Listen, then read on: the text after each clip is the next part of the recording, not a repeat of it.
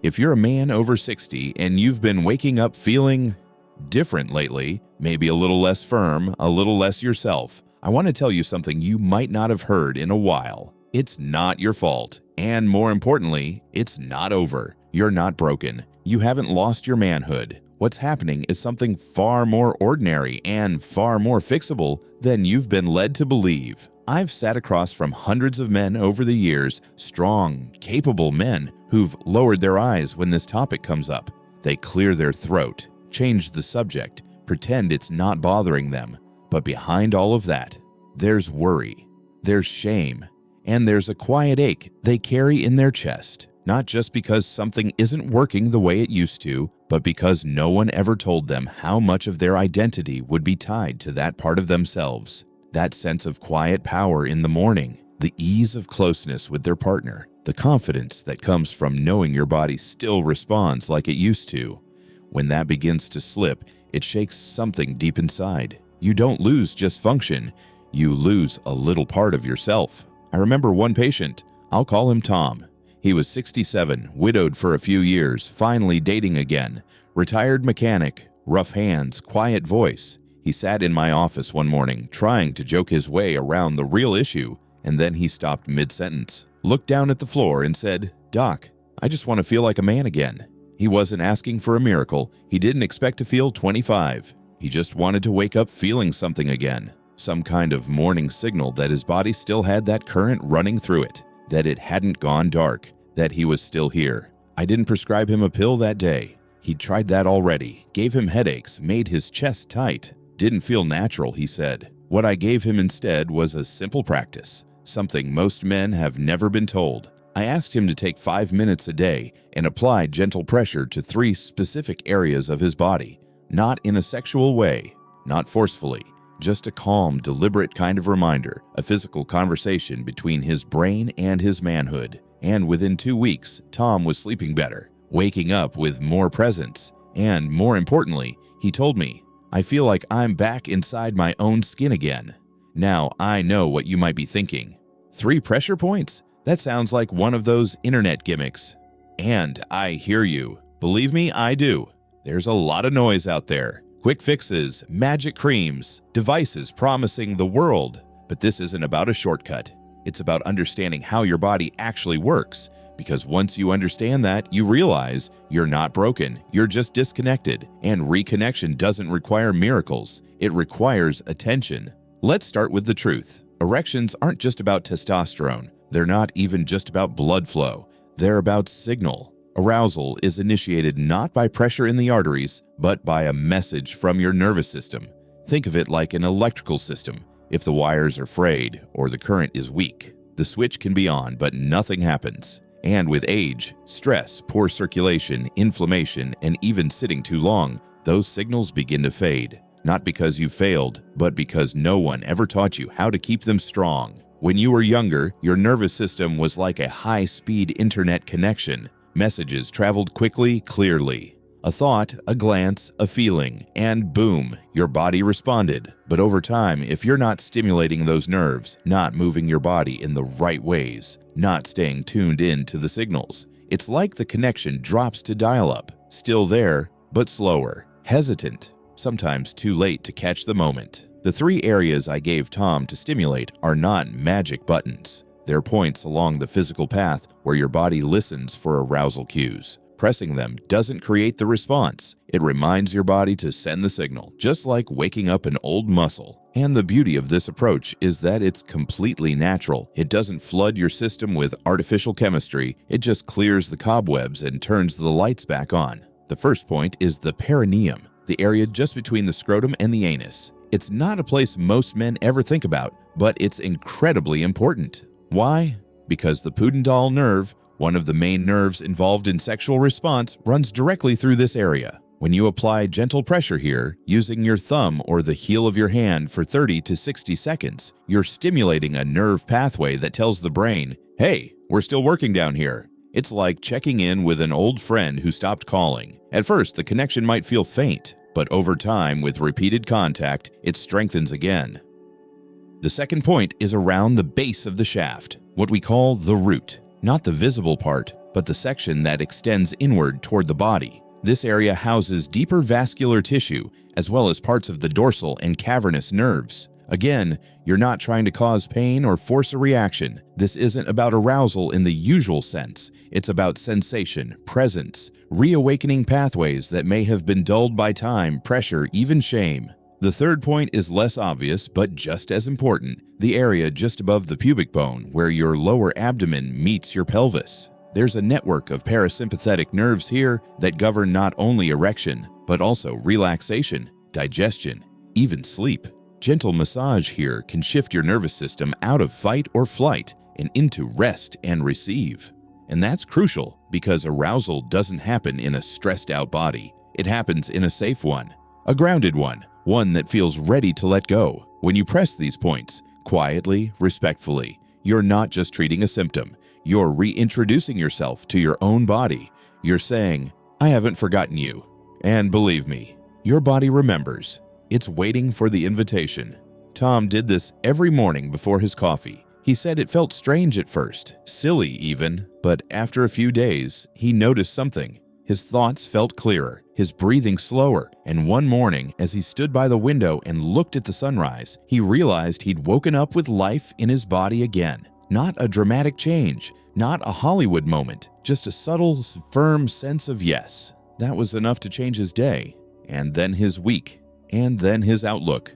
But pressing these points is just the start. Think of them as the spark. What comes next is the oxygen, and we'll talk more about that in a moment, because there are simple things you can do every day to amplify these signals, to strengthen them, to ensure they're not lost again. But before we get there, I want to leave you with something to think about. If you've been waking up disappointed lately, if you've stopped reaching for your partner in the mornings, or worse, if you've started avoiding even your own reflection, it's time to change the conversation. Not with a prescription or a punishment, or another harsh demand on yourself, but with a gentle practice of attention, because what we don't pay attention to, we begin to lose. And what we return our attention to, slowly, kindly, consistently, can begin to grow again, even at 60, even at 70, even beyond. Now that you've begun to reconnect with your body through these 3 simple points, it's important to understand that the work doesn't stop there.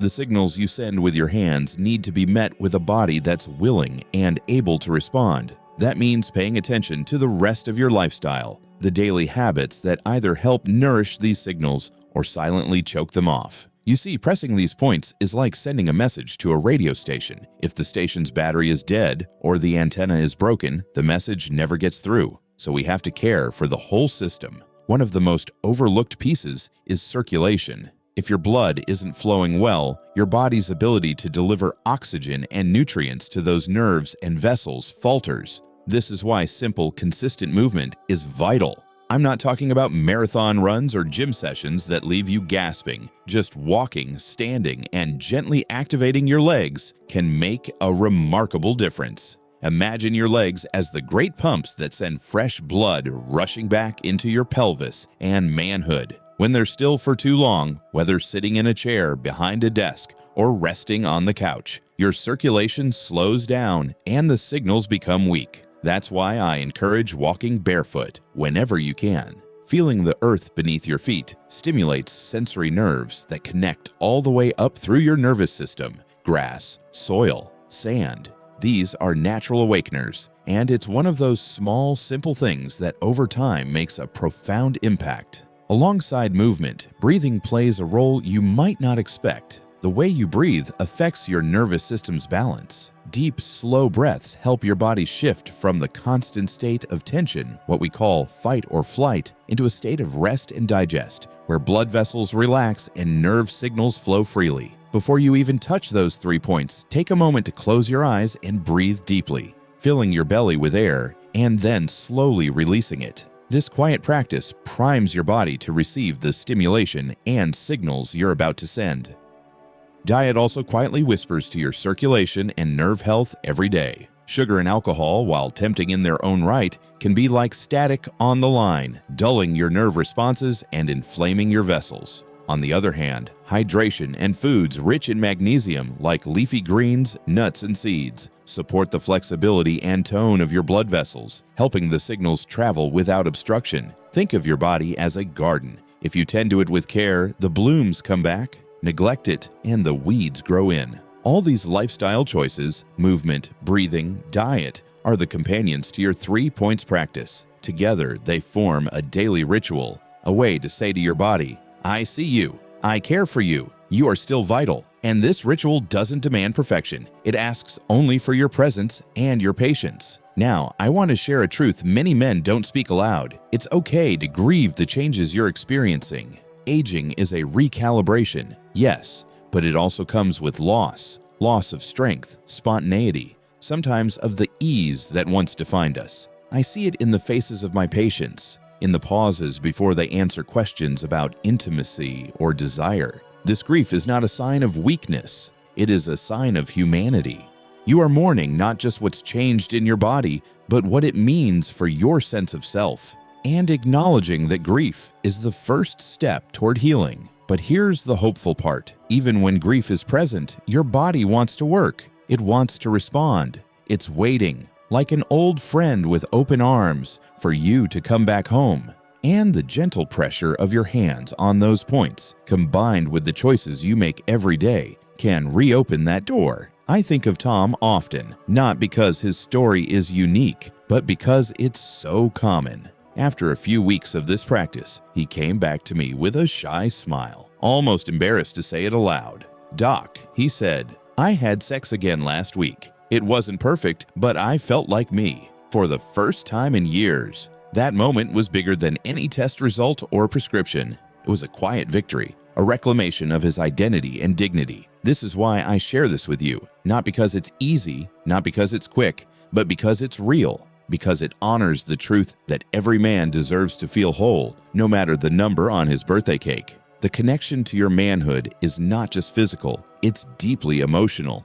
It's tied to confidence, to intimacy, to feeling alive. And it can be restored, one day at a time. I want you to know that this is not about chasing youth or denying your age. It's about embracing the wisdom that comes with it and using that wisdom to nurture yourself in ways you may never have before. Gentle, steady, patient attention, not force, not frustration, is what makes the difference. If you're watching this and you feel the stirrings of hope, I encourage you to take one small step tomorrow morning. Before you reach for your phone, before you start your day, press those 3 points. Breathe deeply, feel the connection, and then move your body. Drink some water, eat something nourishing. Give yourself the gift of presence. If you commit to this for a week, just 7 mornings, notice how your body feels. Not what you want it to do, but what it is doing. Sometimes progress is slow, but every moment you give yourself is a moment toward renewal. You're not alone on this journey. Many men are quietly struggling, but also quietly rebuilding. If you know a friend, a brother, a partner who might benefit from this, share this message gently. Sometimes just knowing someone else understands is the spark that keeps us going. Remember, I'm Dr. Alan Mercer, and I've spent decades walking alongside men like you. I know the frustration, the embarrassment, the exhaustion of trying one thing after another without lasting results. But I also know the power of small, consistent actions rooted in respect and understanding. Your body remembers what it's like to be alive in your fullest way. It just needs you to remind it, to listen, not judge, to care, not rush, to nurture, not demand. So take this moment now. Breathe in, feel your body, and know this. You are still here. You are still vital. You are still whole.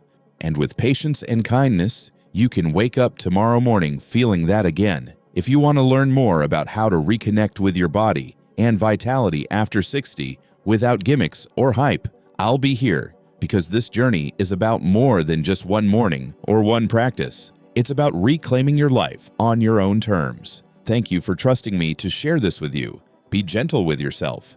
And remember, you are not done, not by a long shot.